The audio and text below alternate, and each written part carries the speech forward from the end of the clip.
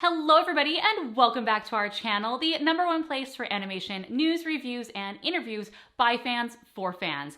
In today's video, I'm going to give you my review of Frozen 2. I'm going to talk about the characters, the plot, the songs, all of it. So if you are wondering if Frozen 2 lives up to the hype, then keep on watching.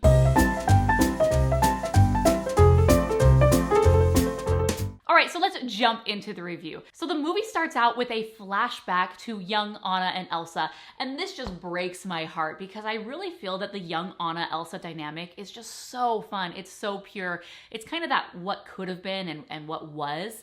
And so they're playing and building snowman, and this is pre the accident. And then it's time for bedtime, and the dad decides to tell them a story. The girls are really into Enchanted Forest, and the dad's like, hey, I got one of those for you. Wait till you hear this doozy. So he tells this story about how the Arendellians, including himself and his father and their chief lieutenant, came together with the native nomadic people of the land called the Northuldra.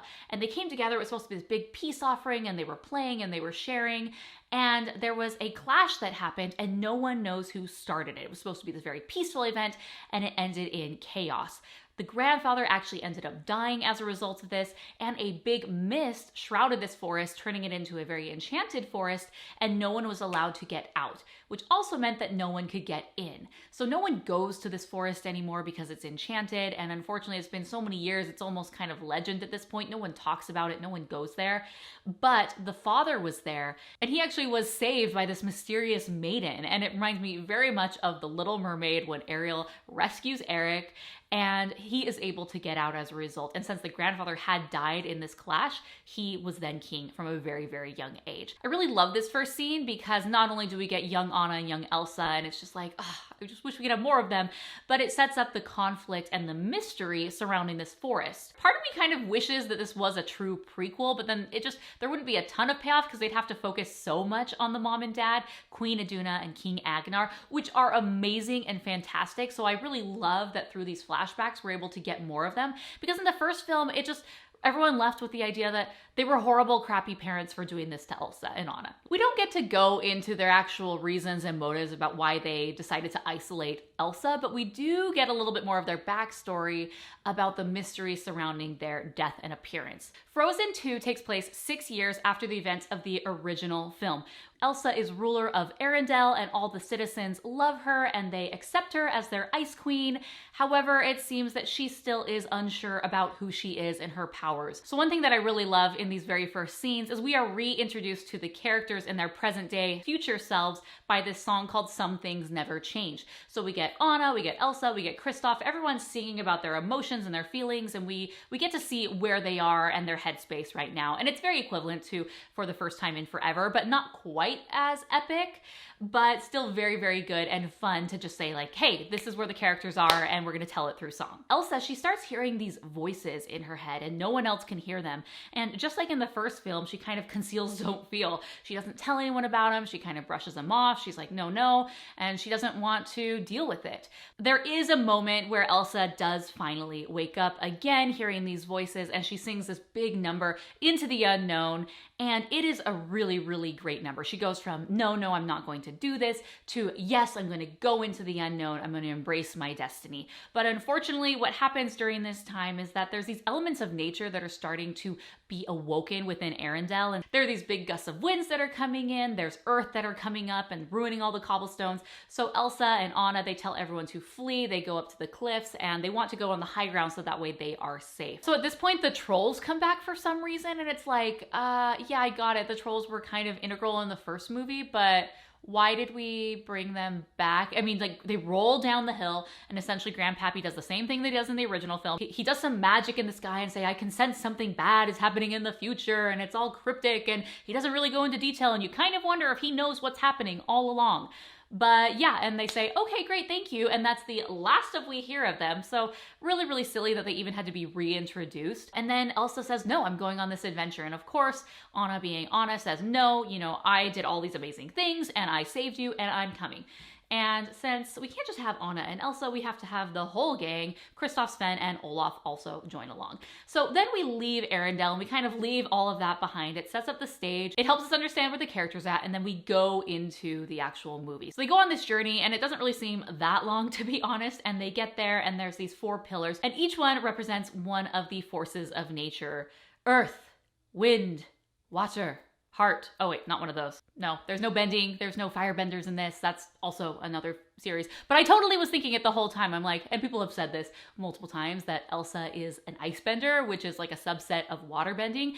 And so people are saying like, ooh, Anna's gonna be this firebender and she's gonna have fire powers. Unfortunately, no. We don't see anyone else with mystical powers other than a little salamander who has unexplained fire powers and just is kind of a reason to create chaos and fire to add drama to a situation, and then they tame him and then the fire isn't an issue anymore. So I'm like, okay. But Elsa being Elsa and being called to this, she's able to go through this portal and open up the mist. Everyone who's with her, hey, they get to go in too. And then immediately it closes and they are not able to get out. So Elsa needs to figure out and continue to find what is calling her, because the voice is still calling her. When they are here, they actually meet up with the ancient people, the Northuldra, and the Arendellians who were captured. So there's Lieutenant Mattias. He's kind of the main person from the original Arendelle Guard that he reported to her father and protected her father. So they're able to uncover more of the mystery of what happened. And it turns out these 2 people are still in conflict all of these years later. They have a very strict land border and they are not friends. So again, nothing has changed. Anything. Nothing has changed. So this is where the story kind of slows down a little bit, and Elsa eventually goes off on her own and does her own journey. This really upsets Anna, and she goes on a different journey to try and find Elsa. And unfortunately for Kristoff, Olaf, and Sven, their subplots, they are not the focus of this movie. I know that they are fan favorites, and you have to have a Frozen movie with them, but they are not the focus, and they don't really play a big part like perhaps, especially Kristoff did in the first film. So all 3 of these guys have very, very one-note subplots. Olaf is super funny and adorable as always. In the first film, he was brand new, little baby. He was all interested in heat and what was that all about. He has evolved and matured since then. And so in this film, he is all about age and wisdom and learning everything that comes with that. That is his one obsession in this film. He does have a song called When I Am Older, which is so out of left field and feels so forced. I know In Summer felt that way personally to me, but it kind of like grew on me. But this one just does not fit. It's almost like they said, well, we have this Broadway legend, Josh Gad, we have to do a song for him because In Summer was so funny, right? But it just really felt forced, and I was not a fan. Like, you were in, you were out, and it impacted the story in no way. So then we go into Kristoff and his one storyline, which is he's trying to propose to Anna, and it's not working very well. He has tried multiple times during the film, and it goes very poorly, which makes me wonder how these 2 are able to communicate and why they're still together, because literally everything that he says, she misinterprets. She either takes it very literally, she gets offended, and I'm like, how are you still together? I honestly thought at the end of the movie they were gonna realize that maybe they're not good for each other and they were just gonna break up, and that's okay. So even though Kristoff doesn't have a huge role in this film, once the 2 girls go off, they just kind of like hang out with the nomadic people and just, you know, we don't ever really go back to them too much. But there is one time when we do go back to him and he's had another failed proposal and he's just really down about it. And he sings the most epic song of all Disney songs. It's called Lost in the Woods, and it is an 80s power ballad, complete with guitar riffs, really dramatic lighting, and cheesy music video editing. It feels very Chicago, The Glory of Love, Queen, all of these amazing, amazing bands from the 70s and 80s is epitomized in this almost this parody song. It seems like the songwriters Kristen Anderson Lopez and Robert Lopez just really were given free reign for this, just to go all out. And I totally appreciated it because it was so, so needed to really elevate the movie and like bring back a little bit of humor, because it kind of gets a little serious with, like, Elsa is just no fun, right? Like, we love her, but she is so serious all the time. And this one moment, like, there literally is a sequence where the reindeer are singing. Like, there's reindeer that have been trapped in the enchanted forest, and they are singing background vocals to this power ballad as he is just expressing his love and his feeling and his angst. It's so over the top. It's so amazing. And I cannot wait to listen to that song over and over and over and over again. I cannot wait for everyone to hear this song. And I really hope that the pop version somehow makes it on the airwaves and is something that becomes regular mainstream playing, because it really is such a good song. Which the Lost in the Woods pop version is done by Weezer, so I cannot wait for this to be released so I can listen to it. So I'm not gonna go into too many spoilers, but I'm gonna keep talking about the songs a little bit. So Into the Unknown has kind of been touted as the new Let It Go. And as I was listening to it at the very beginning of the film, I was like, it's good, but I don't feel like it's definitely not Let It Go. But there is a song later in the film, which is another Let It Go moment for Elsa. And it is called Show Yourself. And that is this year's Let It Go. It is so good. It is so spectacular. Elsa is exploring her powers again, and the visuals are just beautiful. I mean, it comes complete, like it's very much paralleling Let It Go, where she transforms into another magical dress and has yet another hairdo change. This time we finally get to see her with her hair down, which even up until this point, like she still was restricted.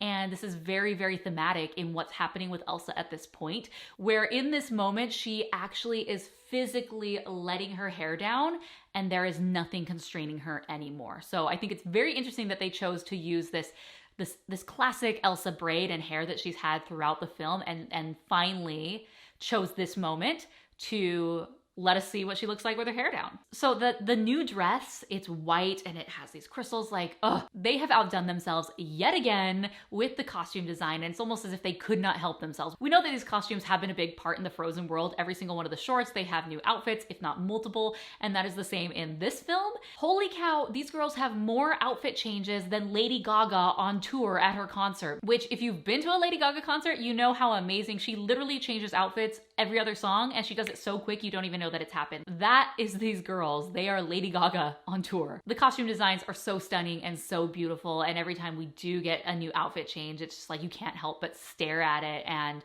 they, you know, the story should be the focal point, but I felt like so many times I was just staring at the dresses. Maybe that's the girl in me, but I like pretty clothes. So by far one of my favorite scenes of the film visually and just emotionally is this scene where Elsa is trying to cross the sea. She's trying to go somewhere, and it is just as stunning and impactful as it was in the teaser trailer, if not more, obviously, because you understand the reasoning behind it. And the payoff with that scene, you know, she comes across this mystical water horse called the Nook, and which is never mentioned by name, but just what is able to happen and transpire between her and that creature and the relationship that they end up forming is just incredible. I mean, I'm just gonna spoil it. She is able to tame the creature and ride it, and any time that she is riding the Nook is so mystical and magical and whimsical, and I love it. The animation is beautiful. Like, I'm getting goosebumps thinking about it because it were some of my favorite scenes when I would see her galloping on the water with this horse. So very, very, very good job. I love that they included that. But again, still some unanswered questions. The movie like introduces all these things, but then you're kind of like, but like, wait, hold on. I got some more questions about that. Like, where'd this thing come from and why did it choose her? And I do want to mention Anna's song really quick. And I really liked that they included this at the end because I feel like the first film was very song heavy for the first half to 2/3. And we had no songs at the end. And everyone kind of said like, oh, there should have been a reprise of Do You Want to Build a Snowman with Elsa singing it to the frozen Anna. Like, I still have dreams about that, but that's for another day. And with this movie, they do a really, really good job of not front loading the film with songs. They're kind of sprinkled throughout and they feel more natural. And Anna has the last song of the film. It's called The Next Right Thing. And I absolutely love this song. I feel that it's going to resonate with so many people who have struggled with really, really hard, difficult times such as depression or a loss of a loved one, and they don't know where to go next. They are crippled by this fear and this pain, and this song really is this anthem of you just need to take a step. You just need to keep moving forward even though it's hard, and it's a really, really emotional moment. Kristen Bell does a fantastic job, as does Iduna Menzel. All the singers are amazing. I mean, they are world-class performers, so it really is nice to hear a variety variety of people singing in this film. And I actually didn't even talk about this, but Queen Iduna has a song at the very beginning, the very first song that we hear, other than the nomadic tribal elements. Remember the very beginning of Frozen when the snowflake is coming down? It's like, hey, hey, hey, da da da, da da da da da da. And then we never hear it again. Well, luckily in this film, they bring that back for the title sequence. And then we do get to hear some characters singing that song, and it makes sense with the Northuldra and like the native people. So I love that they were finally able to bring that element, which was so cool from the first film, and bring it into this one. So going back to the song that Queen Iduna sings, she actually sings this to her daughters, trying to get them to sleep. It's sort of a folklore lullaby that she sings to them, and it's very, very, very important for Elsa and the girls when they go on their journey. It seems like, oh, I'm just telling you this story about this mystical thing, but it actually has very significant importance to Elsa specifically as she goes on this journey. And the song is just really catchy and does have different elements. Okay, can I even sing it?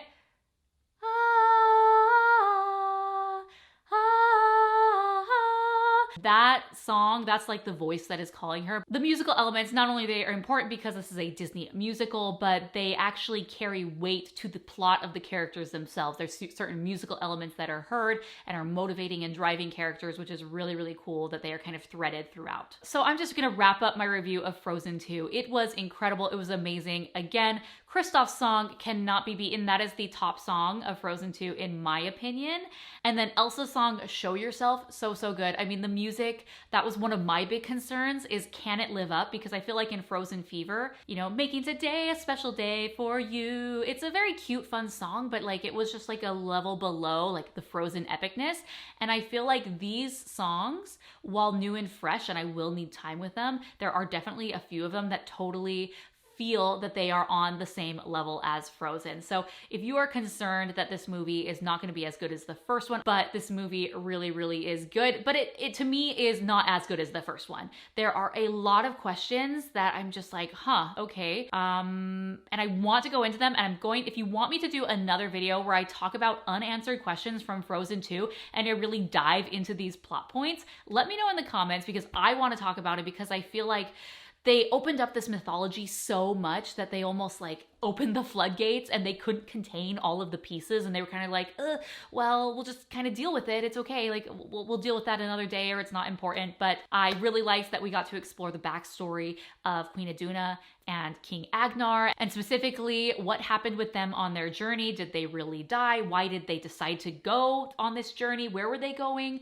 That's really important. And then Elsa, we dive more into her powers, but specifically Elsa, like I still have so many more questions about her and where she ended up that I feel like we're gonna have to get a third. But anyway, if you liked this review of Frozen, be sure to give it a thumbs up and subscribe for more animation news and reviews. And let me know in the comments below what you rate this film. I rate this film 4 stars. My other review of Frozen, I give 4.5 stars. You can check out that review right here. But I am so excited for this movie. It is going to be yet another worldwide phenomenon. It's going to do over $1 billion in the box office, and the soundtrack is going to take over the world yet again. So I hope you enjoyed this review, and until next time, I'm Morgan, and this is the Rotoscopers YouTube.